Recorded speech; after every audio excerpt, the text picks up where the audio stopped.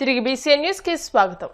Republic day సందర్భంగా హైదరాబాద్లోని రాజ్ భవన్లో ఎట్ హోమ్ కార్యక్రమాన్ని నిర్వహించారు. గవర్నర్ జిష్ణుదేవ్ వర్మ ఆధ్వర్యంలో నిర్వహించిన ఈ ఎట్ హోమ్ కార్యక్రమానికి ముఖ్యమంత్రి Revanth Reddy, assembly speaker Gaddam Prasad Kumar, high court CJ justice Sujoy Paul, వివిధ రంగాలకు చెందిన ప్రముఖులు హాజరయ్యారు. ఎట్ హోమ్ కార్యక్రమం సందర్భంగా ఎంఆర్పీఎస్ వ్యవస్థాపక అధ్యక్షుడు మందకృష్ణ మాదిగను సన్మానించారు. మందకృష్ణకు కేంద్రం పద్మశ్రీ అవార్డు ప్రకటించడం పట్ల ఆయన్ను అభినందించారు.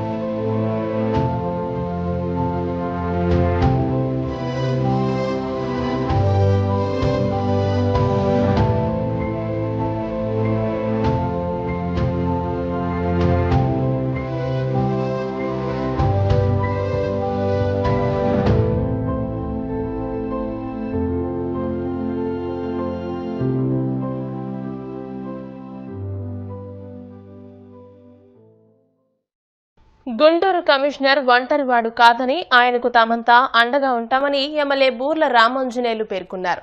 గుంటూరు జిల్లా పత్తిపాడులో ఆయన మీడియాతో మాట్లాడుతూ, మేయర్ చెప్పినట్టు చేయాలని హుకుం జారీ చేస్తున్నట్టు వైసీపీ నాయకులు నిరాధార ఆరోపణలు, విమర్శలు చేస్తున్నారని ధ్వజమెత్తారు. ఎన్నికల వరకే రాజకీయాలు చేయాలి కానీ అభివృద్ధిలో రాజకీయాలు చేయడం తగదంటూ హితవు పలికారు. కమిషనర్ ఒంటరివాడు కాదు, కమిషనర్ కార్పొరేషన్ కి ఒక ఎగ్జిక్యూటివ్ ఆఫీసర్ కాబట్టి ఆయన వెనక మేమంతా ఉన్నాం.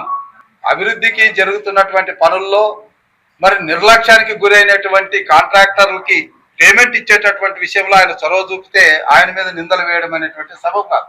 అంటే వాళ్ళు చెప్పిన వాళ్ళకే బిల్లులు పే చేయాలి, వాళ్ళు చెప్పిన పనులకే ఈయన అంగీకారం జరపాలనేటువంటి హుకుం జారీ చేసినటువంటి మేయర్ గారు, తర్వాత ఆయన అనంగులు ఒకరో ఇద్దరో వాళ్ళ కోసం వాళ్ళు చేసే విమర్శలకి కమిషనర్ ని నిందించారు తప్ప మరొకటేం కాదు. కమిషనర్ వెంబడి మేమున్నాం, అభివృద్ధిలో ఆయన్ని భాగస్వామ్యాన్ని తీసుకుంటాం. మీరు ఇంకొక వారం 10 రోజుల తర్వాత చూస్తారు మేయర్ గారు ఎక్కడుంటారు, ఆయన్ని అనుసరిస్తున్న ఇద్దరు ముగ్గురు ఎక్కడుంటారో చూస్తారు. కాబట్టి ఎక్కడైనా ప్రజలకు ఎన్నికైనప్పుడు 57 డివిజన్లు ఉన్నప్పుడు 57 డివిజన్లకు కూడా సమన్వయంగా ఇవ్వాలి. ఎలక్షన్ వరకే పార్టీలు, అభివృద్ధిలో పార్టీలు ఏంటి, అక్కడ కూడా భేదాభిప్రాయాలు చూపించారు. నేను గమనించాను, 7 నెలలుగా గమనించి నేను ఒక అధికారిగా IAS అధికారిగా వాళ్ళకి సజెషన్ కూడా చేశాను, కానీ వినలే, అదే దూరంలో ఉన్నారు. కాబట్టి ప్రజలు అభిప్రాయాలు, ప్రజల అభివృద్ధిని దృష్టిలో పెట్టుకొని మేము కొన్ని నిర్ణయాలు చేయాల్సి వచ్చింది. మా నిర్ణయంలో సహకరించినందుకు మా మిత్రులందరికీ కూడా ప్రత్యేకంగా అభినందనలు తెలియజేస్తాను. వలపు వలతో పరిచయమైన కొన్ని గంటల వ్యవధిలోనే శ్రీకాకుళం జిల్లా పాతపట్నానికి చెందిన ముంజ రామారావు అనే వెల్డర్ను బురిడీ కొట్టించి నగదు కొట్టేసిన ముఠాను విశాఖ పోలీసులు అరెస్ట్ చేశారు. ఈ నెల 18వ తేదీన విశాఖ కంచరపాలెంకి చెందిన కుపిలి ఆసారాని ఓ నెంబర్ నుంచి రామారావుకి ఫోన్ చేసింది. మీరెవరు అని అడగ్గా మీరు నాకు తెలుసు అని మాయమాటలు చెప్పి మభ్యపెట్టి ముగ్గులోకి దింపింది. ఇద్దరం కలుద్దాం అనడంతో ఆమె ఈ విషయాన్ని తన గ్యాంగ్ కి చెప్పింది.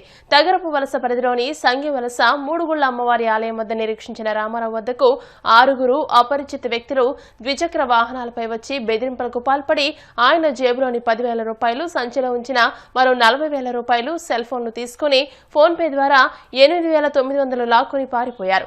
జరిగిన విషయాన్ని కుటుంబీకులకు చెప్పిన బాధితుడు 4 రోజుల తర్వాత భీమిలి పోలీసులకు ఫిర్యాదు చేశారు. దర్యాప్తు చేపట్టిన పోలీసులు బృందాలుగా ఏర్పడి గాలించి నిందితులను పట్టుకున్నారు. మొత్తం 7 వ్యక్తులకు ఈ కేసుతో ప్రమేయం ఉన్నట్టు నిర్ధారించారు. కేసు ఇది గ్రేవ్ క్రైమ్ రిపోర్ట్ అయింది. అయితే అందులో 7 ముద్దాయిలు, ఒక మహిళ కూడా ఉన్నారు. వీళ్ళందరినీ కూడా Bheemili crime police station crime staff చాలా చాకచక్యంగా పట్టుకుని వాళ్ళని అరెస్ట్ చేసి రిమాండ్ కూడా పంపించడం జరిగింది. ఇందులో పార్టిసిపేట్ చేసిన 7 ముద్దాయిలు కూడా ఒక్క అఫెన్స్ కాదండి, మల్టిపుల్ అఫెన్సెస్ చేశారు.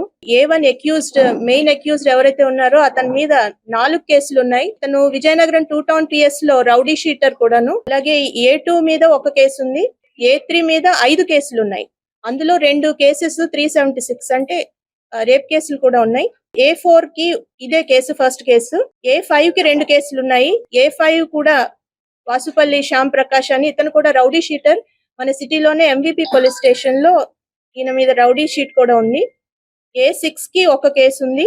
A7 A1 యొక్క స్నేహితురాలు, ఈమె A7, ఈమె మీద ఇదే మొదటి కేసు ఉంది. మన కంప్లైనెంట్ ఎవరైతే ఉన్నారో ఈ కేసులో ఈయన శ్రీకాకుళంకి చెందిన వెల్డింగ్ వృత్తి చేసే వాళ్ళు, పాతపట్నంకి సంబంధించిన వాళ్ళు.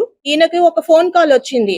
A7 ఎవరైతే ఈమె శ్రావణి అనే A7 ఎవరైతే ఉన్నారో, ముందుగా అయితే ఒక అన్నోన్ నెంబర్, అతనికి పరిచయస్తురాలు కాదు, ఆ నంబర్ నుంచి వచ్చింది. అయితే ఎవరో తెలియని వాళ్ళని అతను అవాయిడ్ చేశాడు.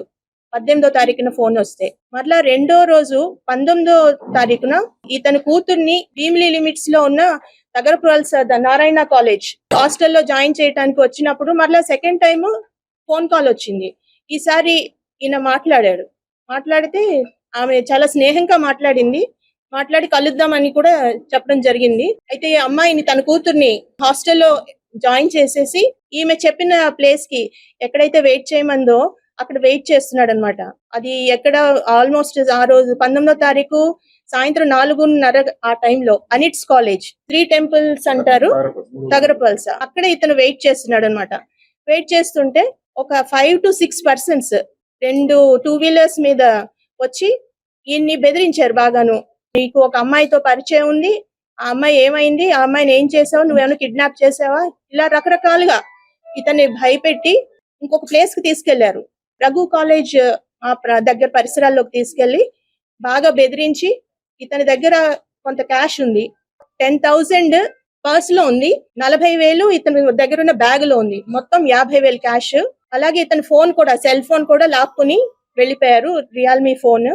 ఆ ఫోన్ ద్వారా తరువాత 8,900 కూడా డ్రా చేయడం జరిగింది. మొత్తం 58,900 రూపాయలు ప్లస్ ఫోన్, ఇవన్నీ తీసుకొని ఇతను బాగా కొట్టి బెదిరించి వెళ్ళిపోయారు. వెంటనే కంప్లైంట్ ఇవ్వడానికి రాలేదు, కొంచెం భయపడ్డాడు బాగా బెదిరిపోయి. తరువాత తన స్నేహితులు చెప్పడం వల్ల, ధైర్యం చెప్పడం వల్ల సంభవం మన దగ్గరకు వచ్చాడు. మన భీమిలి పోలీస్ స్టేషన్ లో ఫిర్యాదు ఇవ్వగానే కేసు రిజిస్టర్ చేసి ఇమీడియట్ గా FIR చేసి సీన్ కి వెళ్లి టెక్నికల్ ఎవిడెన్స్ తో దీన్ని క్రాక్ చేయడం జరిగింది. యాక్చువల్ గా టెక్నికల్ ఎవిడెన్స్ ఇందులో మనకి ఫుటేజ్ వచ్చింది క్లియర్ గా. ఈయన ఎక్కడైతే వెయిట్ చేశాడో ఆ అఫెండర్స్ వచ్చి ఈయన్ని పికప్ చేసి తీసుకెళ్ళింది, ఇవంతా కూడా వెహికల్స్ తో సహా అంత డీటెయిల్స్ వచ్చినాయి. దాన్ని బట్టి వీళ్ళ ఒక్కొక్కరిని మొత్తం కూడా మనం ట్రాక్ చేయడం జరిగింది. అందరినీ అరెస్ట్ చేశాము. ఈ రోజు రిమాండ్ కూడా అయిపోయింది. ఫుల్ ప్రాపర్టీ కూడా రికవర్ అయింది, ఇంక్లూడింగ్ ఫోన్, క్రైమ్ వెహికల్స్ అన్ని కూడా రికవర్ అయ్యాయి. హైదరాబాద్ హుస్సేన్ సాగర్ లో అగ్ని ప్రమాదం చోటు చేసుకుంది. గణతంత్ర దినోత్సవాన్ని పురస్కరించుకుని హైదరాబాద్ నెక్లెస్ రోడ్ లోని పీపుల్స్ ప్లాజా గ్రౌండ్స్ లో భారతమాత ఫౌండేషన్ ఆధ్వర్యంలో నిర్వహించిన భరతమాతకు మహాహారతి కార్యక్రమంలో అపశృతి చోటు చేసుకుంది. రాత్రి బాణసంచా పేల్చేందుకు తెలంగాణ టూరిజం శాఖకు చెందిన 2 బోట్లలో బాణసంచా సామాగ్రిని హుస్సేన్ సాగర్ మధ్యలోకి తీసుకువెళ్లారు. టపాసులు పేలుస్తున్న క్రమంలో నిప్పురవ్వలు తిరిగి అదే బోట్లపై పడడంతో వాటిలో నిల్వ చేసిన బాణసంచా పేలి భారీ అగ్ని ప్రమాదం సంభవించింది. దీంతో 2 బోట్లు పూర్తిగా దగ్ధమయ్యాయి. ప్రమాదం జరిగిన సమయంలో 2 బోట్లలో 7 ఉండగా వారిలో 3కి గాయాలయ్యాయి. 4 సురక్షితంగా ప్రమాదం నుండి బయటపడ్డారు. క్షతగాత్రులను ఆసుపత్రికి తరలించి చికిత్స అందిస్తున్నారు. వార్తలు ముగించే ముందు ముఖ్యాంశాలు మరోసారి.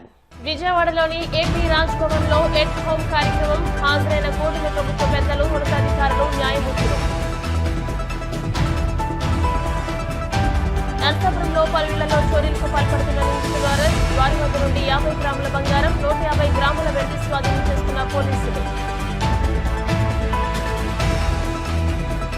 వాడపల్లి వెంకటాలయంలో ప్రత్యేక పూజలు, మంగళ వాయిద్యాలను మార్చి స్వామి అమ్మవార్లకు వెంకట సేవ, 5 శ్రీ హోమం. హైదరాబాద్ లో తెలంగాణ రాజ్భవన్లో ఎట్ హోమ్ కార్యక్రమం. గవర్నర్ జిష్ణుదేవ్ వర్మ ఆధ్వర్యంలో తేనేటి విందు. ఈ వార్తలు ఇంతటితో సమాప్తం. మరిన్ని వార్తల కోసం BCN digital YouTube channel, Facebook page ని ఫాలో అవ్వండి. అప్డేటెడ్ వార్తల కోసం ప్లీజ్ సబ్స్క్రైబ్.